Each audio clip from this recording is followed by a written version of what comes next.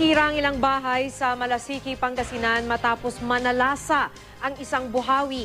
Namatay naman ang dalawang magsasaka sa parehong lalawigan matapos tamaan ng kidlat habang nagtatanim.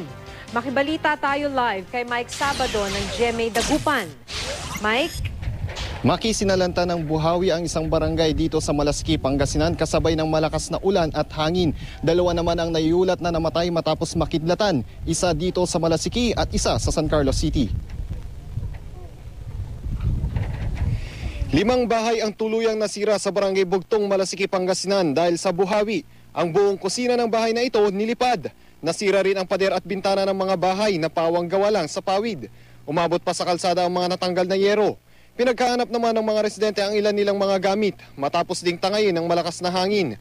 Natumba rin ang ilang puno sa lugar.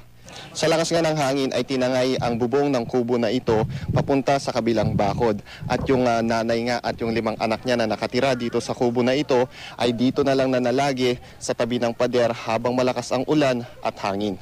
Umiyak na umiyak pati yung anak niya. Sabi mo kay asawa mo, pupunta dito kasi yung asawa niya nandun sa Maynila. Ayon sa ilang saksi, kakaiba ang lakas ng hanging naranasan sa kanilang lugar. Ang ilang apektado, nakikituloy na muna sa iba pang bahay habang patuloy na inaayos ang kanilang mga tirahan.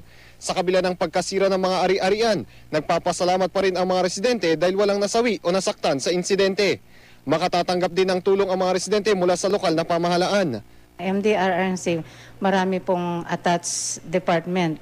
Kagaya po ng DSWD, sila po ang gagawa ng assessment kung gaano po kalala yung nangyari po doon sa mga bahay na nasira. Muling ipinaalala ng Municipal Disaster Risk Reduction and Management Office ang mga paraan para maging I am ready sa panahon ng kalamidad. Alam nila yung kanilang bahay ay mahina, i-prepare na po nila, nagagawa na po sila na tatalian, yung bubong, at saka po mag-prepare na sila yung mga emergency kit. Sa Malasiki din, tinamaan naman ng kidlat at namatay ang 18 anyos na si Rocky Villena. Nakidlatan si Villena habang nagtatanim sa bukid.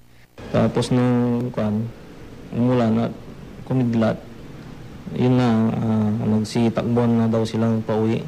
Pero yung biktima ang natamaan ng kidlat. May tama sa ulo, saka mayroon siyang second degree burn sa kanyang dibdib. Tinamaan din ng kidlat ang isang magsasaka sa barangay Panguloan sa San Carlos City, Pangasinan. Ayon sa pulisya, umuulan ng magtanim ng palay sa bukid si De Vera. Doon na siya tinamaan ng kidlat, napuruhan ang dibdib at likod ng biktima. Paalala ng otoridad, manatili sa loob ng bahay tuwing may nararanasang thunderstorm. Sa ngayon nga ay nakatanggap na ng tulong pinansyal ang mga residente na naranasan nga yung pinsala na dulot nga ng buhawi dito sa Malasiki. Ang panalangin nga lang nila ay sana ay magtuloy-tuloy ang magandang klima lalo't hinaayos pa nila ang kanilang bahay. Maki, bagamat nagkaroon nga nararanasan nga ang pag-ulan dito sa probinsya lalo na tuwing hapon, sa mga oras na ito nga ay nakikita naman natin na maaliwalas ang panahon. Yan muna ang latest mula dito sa Pangasinan. Mike Sabado, Nagbabalita, Pilipinas.